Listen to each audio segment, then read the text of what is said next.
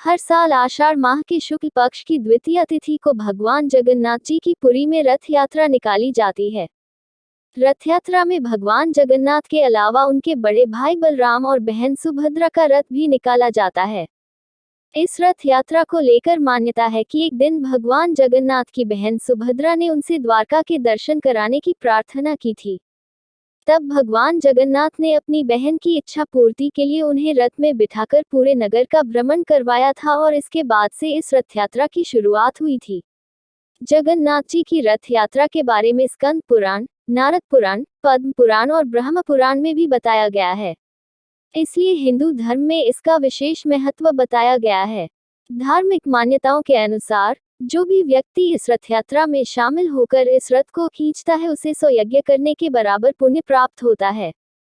800 साल पुराने इस मंदिर में भगवान कृष्ण को जगत के नाथ जगन्नाथ जी के रूप में पूजा जाता है और इनके साथ उनके बड़े भाई बलराम और बहन सुभद्रा भी विराजमान हैं। रथ यात्रा में तीनों ही देवों के रथ निकलते हैं। रथ यात्रा के दौरान भगवान जगन्नाथ के साथ भाई बलराम और बहन सुभद्रा के लिए अलग अलग रथ होते हैं और इन रथों को बनाने की शुरुआत अक्षय तृतीया से होती है। रथ यात्रा में सबसे आगे बलराम और बीच में बहन सुभद्रा का रथ रहता है। सबसे पीछे भगवान जगन्नाथ का रथ होता है। सभी के रथ अलग अलग रंग और ऊंचाई के होते हैं। भगवान बलराम जी के रथ को तालध्वज कहा जाता है और इसकी पहचान लाल और हरे रंग से होती है।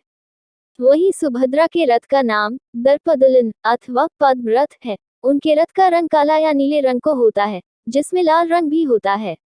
भगवान जगन्नाथ के रथ को नंदीघोष अथवा गरुड़ ध्वज कहा जाता है। इनका रथ लाल और पीले रंग का होता है।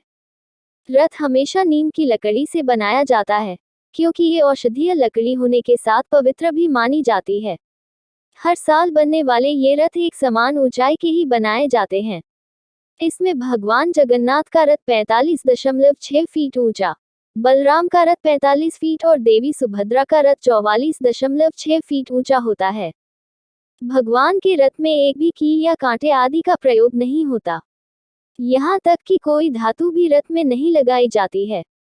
रथ की लकड़ी का चयन बसंत पंचमी के दिन और रथ बनाने की शुरुआत अक्षय तृतीया के दिन से होती है। तीनों रथ के तैयार होने के बाद इसकी पूजा के लिए पुरी के गजपति राजा की पालकी आती है। इस पूजा अनुष्ठान को छर पहनरा नाम से जाना जाता है। इन तीनों रथों की वे विधिवत पूजा करते हैं और सोने की झाड़ू से रथ मंडप और यात्रा वाले रास्ते को साफ किया जाता है। रथ यात्रा ढोल, नगाड़ों, तुरही और शंखध्वनि के साथ रथ को लोग खींचते हैं। जिसे रथ खींचने का सौभाग्य मिल जाता है वह महाभाग्यशाली माना जाता है। जगन्नाथ मंदिर से रथ यात्रा शुरू होकर 3 किमी दूर गुंडीचा मंदिर पहुंचती है। इस स्थान को भगवान की मौसी का घर भी माना जाता है। एक अन्य मान्यता के अनुसार यहीं पर विश्वकर्मा ने इन तीनों प्रतिमाओं का निर्माण किया था, अतः यह स्थान जगन्नाथ जी की जन्मस्थली भी है। यहाँ तीनों देव 7 दिनों के लिए विश्राम करते हैं। आषाढ़ माह के 10वें दिन सभी रथ पुनः मुख्य मंदिर की ओर प्रस्थान करते हैं। वापसी की यह यात्रा बहुड़ा यात्रा कहलाती है। जगन्नाथ मंदिर पहुंचने के बाद वैदिक मंत्रोच्चार के बीच देव विग्रहों को पुनः प्रतिष्ठित किया जाता है। स्कंद पुराण में वर्णित है कि जो व्यक्ति रथ यात्रा में शामिल होकर जगत के स्वामी जगन्नाथ जी के नाम का कीर्तन करता हुआ गुंडीचा नगर तक जाता है वह सारे कष्टों से मुक्त हो जाता है, जबकि जो व्यक्ति जगन्नाथ को प्रणाम करते हुए मार्ग के धूल कीचड़ आदि में लोट लोट कर जाता है वो सीधे भगवान विष्णु के उत्तम धाम को प्राप्त होता है। और जो व्यक्ति गुंडीचा मंडप में रथ पर विराजमान श्री कृष्ण, बलराम और सुभद्रा देवी के दर्शन दक्षिण दिशा को आते हुए करता है उसे मोक्ष मिलता है। जय जय श्री जगन्नाथ महाप्रभु।